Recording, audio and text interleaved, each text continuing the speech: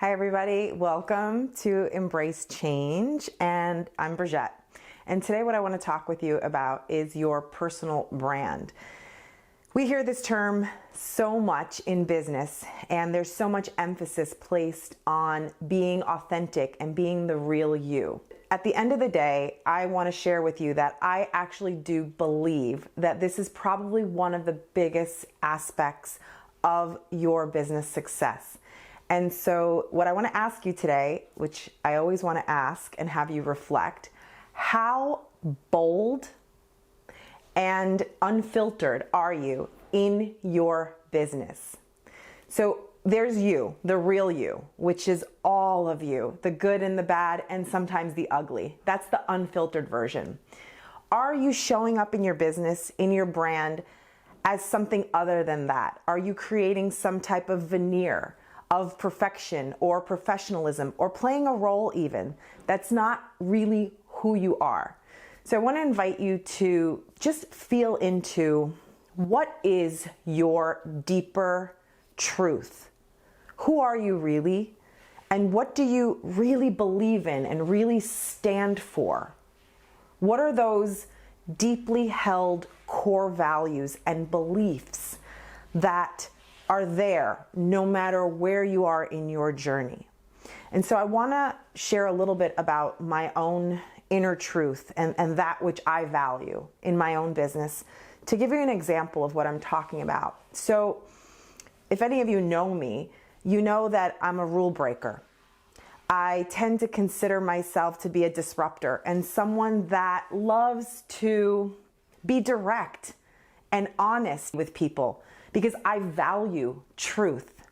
And I also value, frankly, disrupting bullshit and things that are not truthful or deceptive. So I want to talk with you a little bit about my own truth and my own story. And you may have heard me talk about this a little bit before, but most of you know that I'm someone that's disruptive, and I consider myself to be a rule breaker. And that's obviously something that got me in trouble as a kid in Catholic school, which didn't work out for obvious reasons. And later on in life, it really caused me a lot of pain. And I suffered a lot in my professional journey. I, for a long time, worked in the nonprofit sector, which might surprise you because I'm the founder of a corporation right now, and I believe deeply in the power of business for social change. But for many years, I worked as a volunteer, as a program manager, as a director of educational programs, doing fundraising, getting out there and essentially doing many of the things that I do now in my business, but really doing them for very little compensation and within a context where my way of being and my way of doing the work wasn't valued and wasn't appreciated. And in many ways, it was judged and criticized because it was very out of sync with what was the status quo, which was to follow the rules, to do things because that's just the way they're done, because there was a precedent, or because it wasn't polite, or because there was some story or belief around behaving a certain way, or being direct, or trying to do more and reach more people, or find ways to create value that were outside of the scope of what we were supposed to be doing. And so I've always been someone that's so committed to impact and outcomes and getting there faster and taking shortcuts if we have to and breaking rules if we have to. And all of that is not always welcomed in corporate, in nonprofits, in governmental institutions, in academia. And many of us left those worlds and became entrepreneurs for just that reason.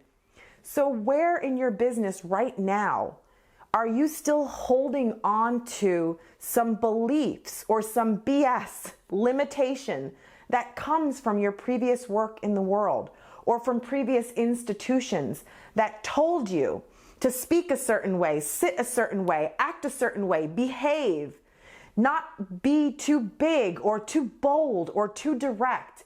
Are there places in your culture that is part of the cultural narrative? And it's not about completely disregarding and disrespecting. That's not what I'm suggesting.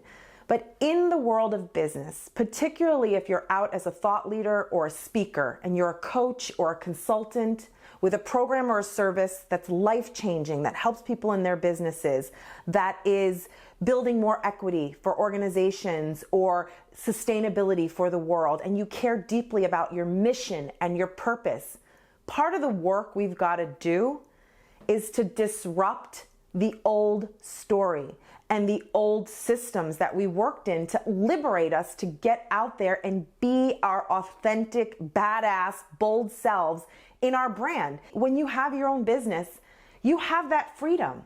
And yet we often hold on to this desire to be validated and liked by everyone.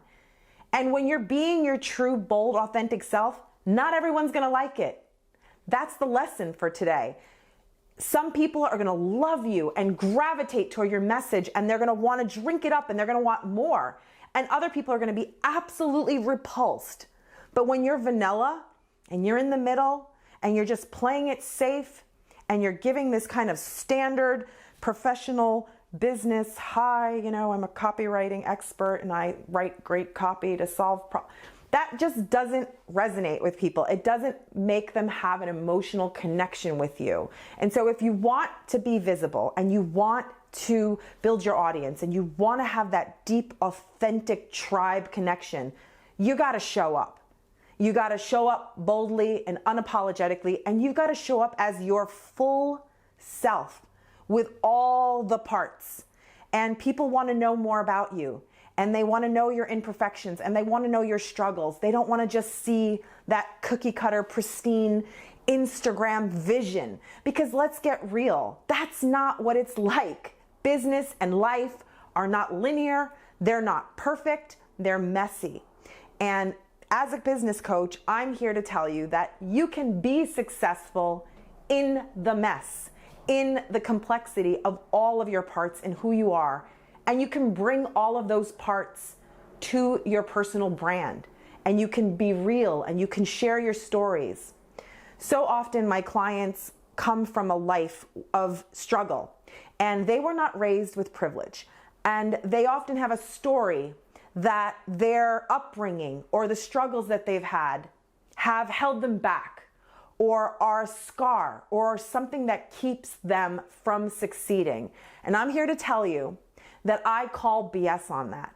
I believe that for those of us that have gone through struggle and have persisted and continued to rise up and go for our dreams and get out in the world and create opportunities for ourselves, we are better equipped than someone that's had it easy, because business is not easy. And so are you really embracing all of your journey, all of the struggles, all of the times where you felt that you couldn't make it or it was too much? And you did, and you're here. And what are those amazing superpowers that you have developed in your journey? That resilience, the grit, the resourcefulness, the creativity, all those things that make you who you are, that made you decide to take the path less chosen to be an entrepreneur. Are you talking about it? Are you really letting people hear your story in a way that's unfiltered, that's authentic, and that's going to allow them to have that deeper heart connection with you in your business? So, once again, my invitation to you as we close up this short lesson around personal brand is I want you to take stock of your brand. What is it? Is it bold and true to who you really are? Do a visual map of your own personal life choices. Do a line that takes you from whatever age you can remember up till now. And I want you to chart on that lifeline all of the craziest highs and the most effed up lows that you've experienced in your life. And I want you to really get in there and look at those things and circle them and think about how those things have shaped you and turned you into who you are. What are the stories that emerge in your lifeline, in your journey?